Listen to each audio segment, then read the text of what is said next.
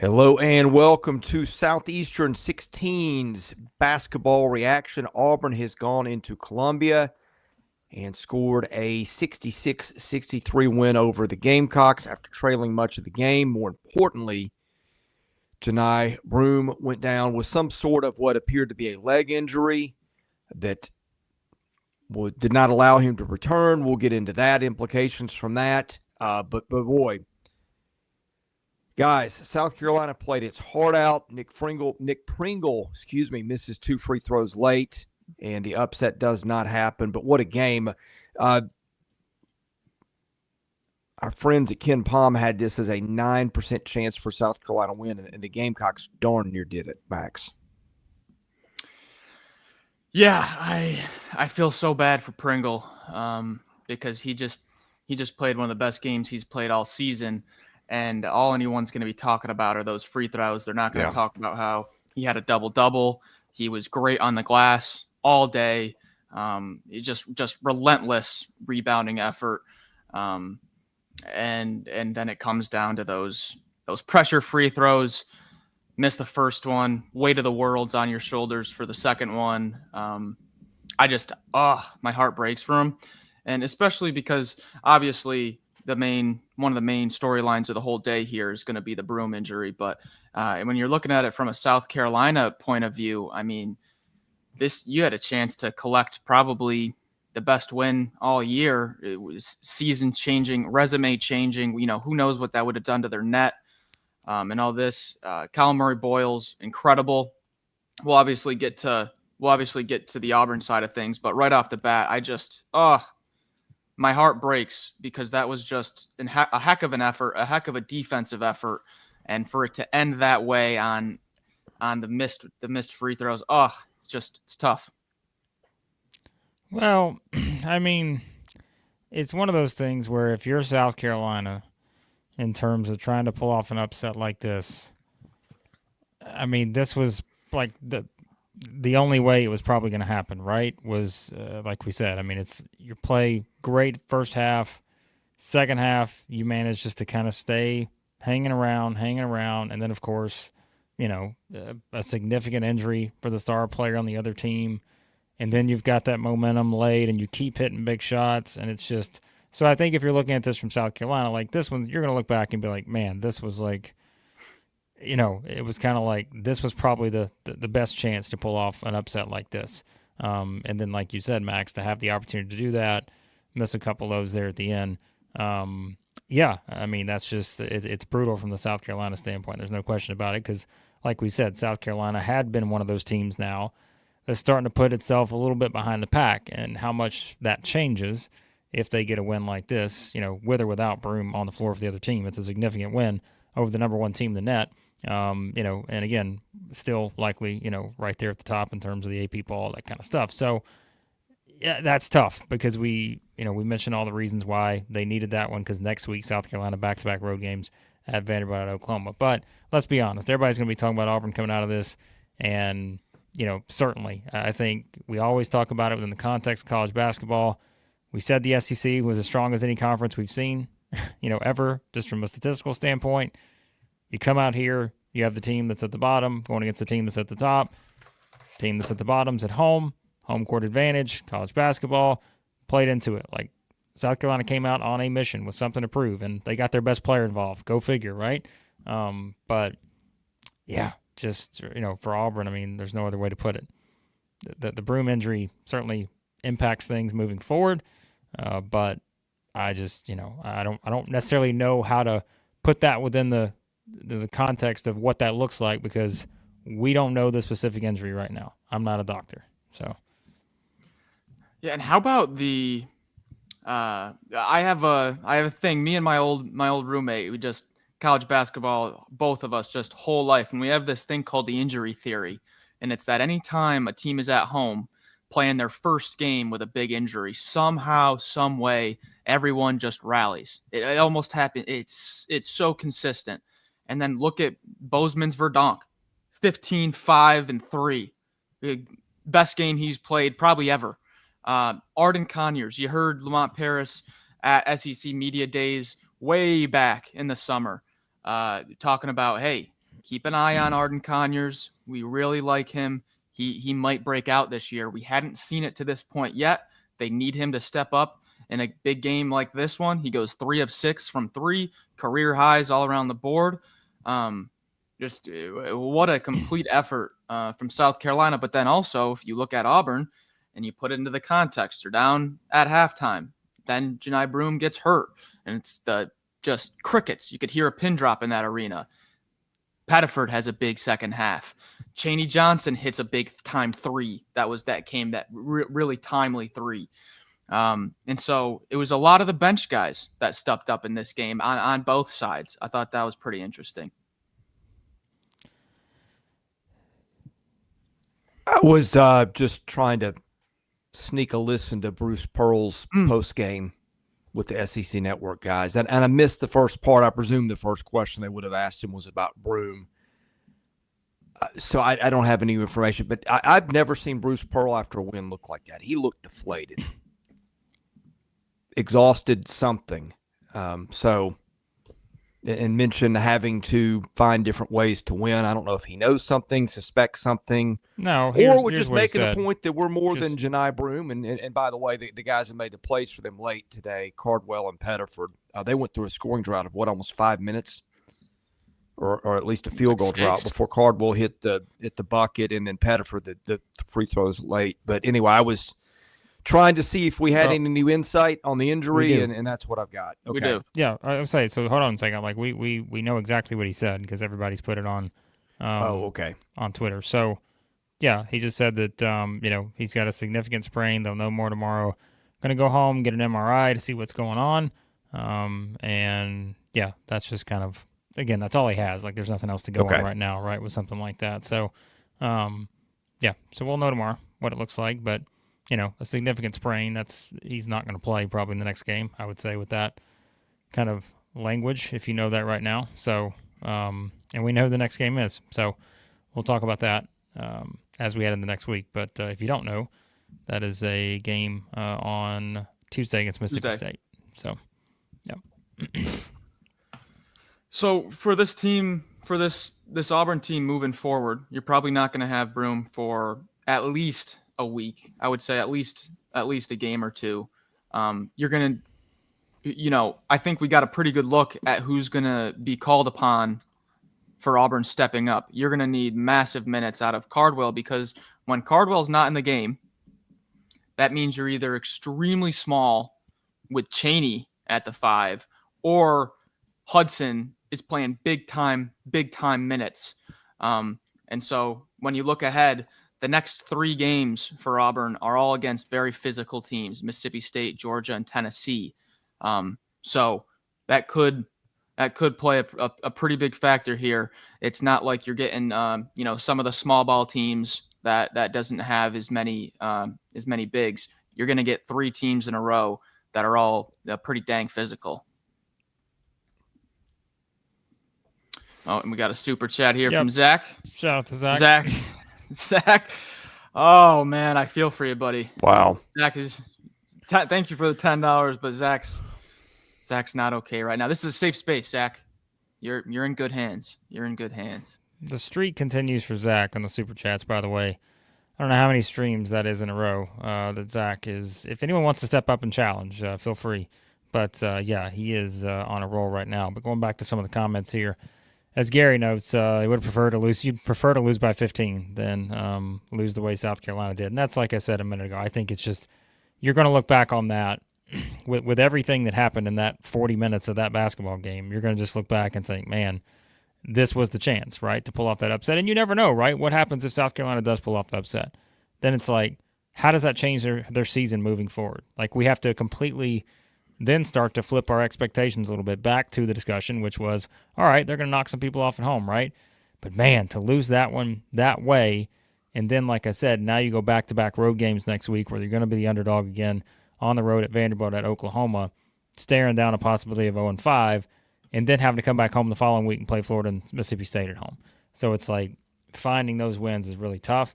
And, man, yeah, just to be right there with a chance, it's a brutal one. So, yeah, shout out here. I mean, you said it. South Carolina's going to play like the 97 Bulls.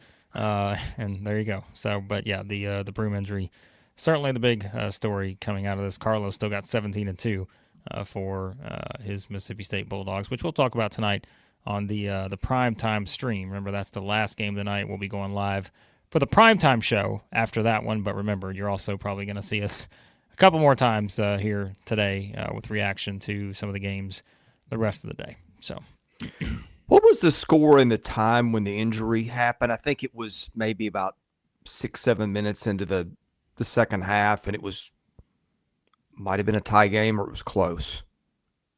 I think Auburn had just taken the lead. Maybe it was somewhere in the low 40s, maybe 43, 43-ish. It was somewhere right around that time. Yeah, the last thing I can find in a mention of Broome in ESPN's play-by-play, 14-21, he missed a three-pointer with the score tied at 45, 13-47. So that was close, yeah. It was 45-45, and right after Broome went down, that next possession, Murray-Boyles makes a layup to go up by 2. So it was right tied in the mid 40s when he went down. Hey, hats off to Auburn for winning that one. I mean, they're in a dogfight anyway with the team that was desperate on somebody else's floor. All the pressure's on you. You're supposed to win this one big. And then you watch the biggest superstar right now in college basketball go down. And you could tell the minute he hit the floor, he was in pain. Guys, South Carolina ended the game with 63 points.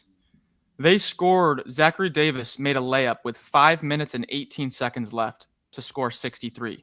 They went scoreless. They held South Carolina scoreless the last 5 minutes and 18 seconds to walk out of there with a win. Regardless of circumstances, pre-game expectations, you're in that spot with 5 minutes left. You shut the water off and hold them scoreless for 5 straight minutes to get a win. I mean, you gotta tip the cap to that defensive effort. Yeah, I mean, how many loose balls, how many jump balls, how many tip balls? It was kind of that sequence there at the end, of course, and then we said the free throws too, but that's what happened in that final stretch. And I don't remember remember there was the play where Murray-Boyles got the ball and was tied up with somebody. And instead of getting the timeout, they called jump ball, which left the possession with South Carolina. And then when there was another jump ball, that crucial one towards the end of the game, you think about kind of how that impacts it, where ball goes back to Auburn. And so, it's kind of what if it's a timeout and then the jump ball possession happens again, it's South Carolina's ball, all those things. But again, this is when you play these kind of games, I guarantee you, as a coaching staff, these are the ones you're just thinking about time and time again, right? And it's just, you're going to look back on these and wonder if you're South Carolina. But I think the bigger story is too, I was already going to bring this up, but we've talked so much about how interesting the freshman of the year race is in the SEC this year. And I mean, we have just seen this so many times in these kind of games. How many times have we seen that this season where one of these freshmen, and now it's Pettiford in this game. Look at the other guys we talked about, right? Whether it's Asa Newell, whether it's Boogie Flan, and just keep going down the line. LeBaron Philon. There are so many guys who have just stepped up and made big plays this year in some of these games, and I think that's going to continue to be the theme here moving forward in SEC play. We saw it here, and like you said, Max, earlier, it's going to change the way Auburn approaches some things a bit. That you're going to need just as much and probably more out of your guard play. Obviously the front court guys have to step up, but you're going to be relying on guys like that. And so far, Pettiford just keeps meeting the challenge every single time. And he's obviously a huge reason they found a way to win this game on the road. So, Blake, nobody is stepping up to your challenge, and I don't even think they have a chance because Zach is back with another $10 super chat. Right. Unbelievable. Hey, Tigers beat South Carolina, who beat Clemson, who beat Kentucky. We take the transitive property at its best there, Blake. Yeah, I knew you would like that one. I knew you would. Hey, and that also gives you a win over Duke. Beat everybody, basically. Except, anyway. As Matt said, here I pulled it up earlier, road games in the SEC are just going to be hard for everyone. Yeah, I mean, guys, the pregame spread on this was Auburn -17. And Broome was healthy that whole first half, and they were down by 6 at halftime. I mean, you could try to make a million predictions. You wouldn't have been able to predict that. So, Max, to your point, that's at least now twice that Pettiford has won them a big game away from home. The Houston game, are you mentioning? Yes, that's the one. I mean, there may be another one, but those are the two that hitting the free throws today, and then the Houston game with him just kind of doing his thing there. He scored 20 points that day, something like that. Yeah. Oh, and also, guys, it's I don't know why we haven't mentioned it. It was kind of just baked into my mindset already. They were without South Carolina, that is, without their point guard for the first time all year. No, him and Studi. Oh, yeah. They had a couple guys out. They played 7 guys today, including what's the kid I forgot even existed, had 13 points off the bench, Conyers. Yeah, that's Conyers' career high. But the thing that's crazy with this game is that South Carolina has 3 players this season that have made at least 23s. Okay, Jamari Thomas has made 22. Ugasuk has made 21, and Studi 20. That's the only people on South Carolina that's made at least 23s. They didn't have 2 of them. And then this was the first time without their point guard, their leading assist guy, and they were doing that. So, I mean, that's pretty dang impressive, regardless of the, Broome going down the second half or not. South Carolina was shorthanded as well. I'm impressed with that performance. I really am. Well, I don't know if you pulled this up earlier, but we do have someone on the way to give Broome the ankle. So we'll share updates. I think you're probably not the only one. You may find a line when you get there of Auburn fans lining up, perhaps. Sorry there, Max. We got another ankle that's being donated. So I think that's. Hey, I mean, that's what you got to do, right? But look, if we do look ahead for Auburn, which I think makes sense at this point, as I said, they do play Mississippi State on Tuesday. They go to Georgia next Saturday. Then, I mean, this is kind of the interesting scheduling quirk, right? Auburn gets a week off between Georgia and Tennessee. So they go to Georgia. They don't play in the midweek, home against Tennessee on the next Saturday. So if you're trying to find some of that sort of bright spot here, at least it's kind of baked in where they get the week off coming up after this next week. So that's something, right? Before a big home matchup against Tennessee on January 25th, that will have been a 2-week thing. So again, we don't know. We're playing hypotheticals here.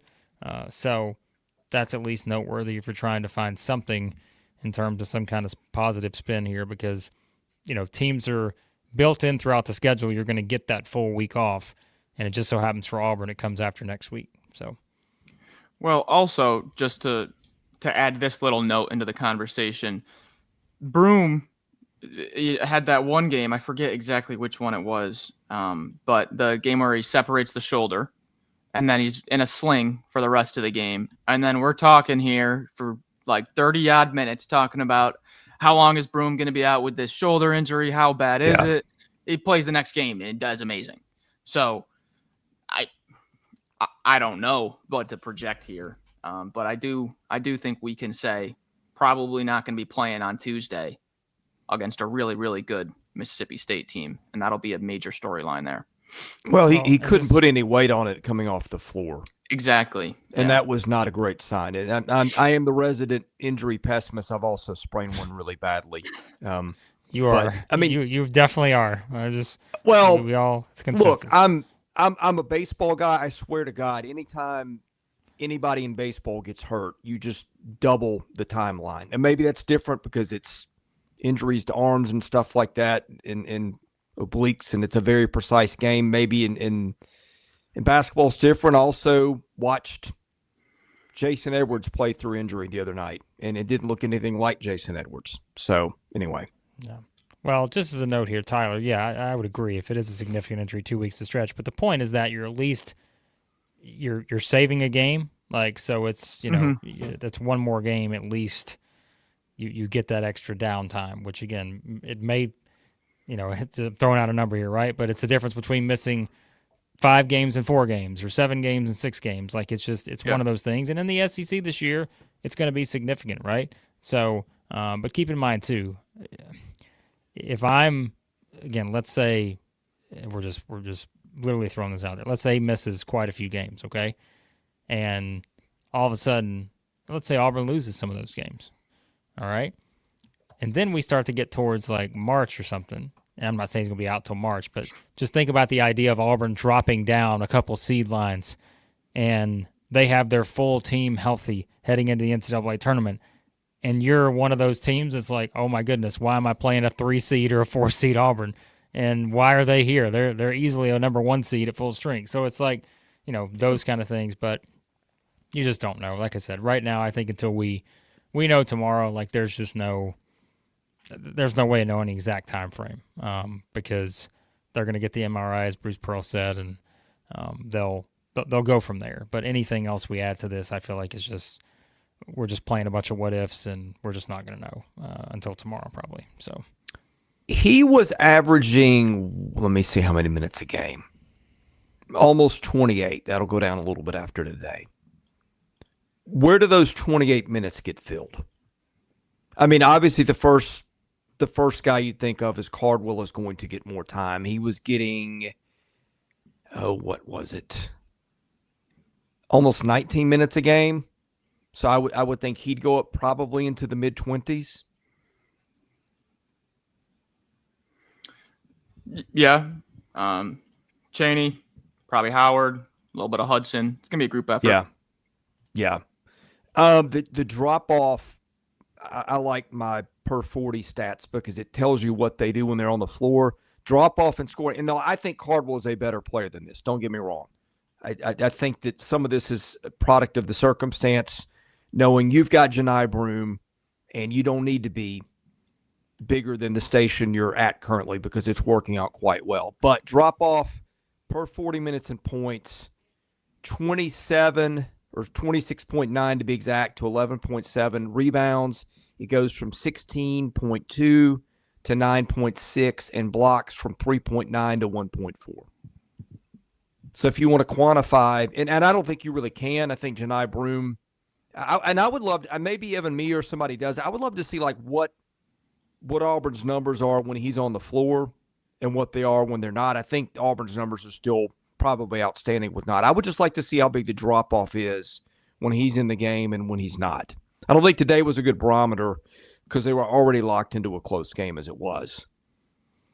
Yeah, just to add for Donovan here real quick, and like he's saying, sure, given the schedule, like if Auburn did drop a couple games, this is going to be one of those things we're going to look back on in a month or maybe 2 months and say, all right, what did that do while he was out? If we're just going to go on the assumption that he's out for several games at least, right?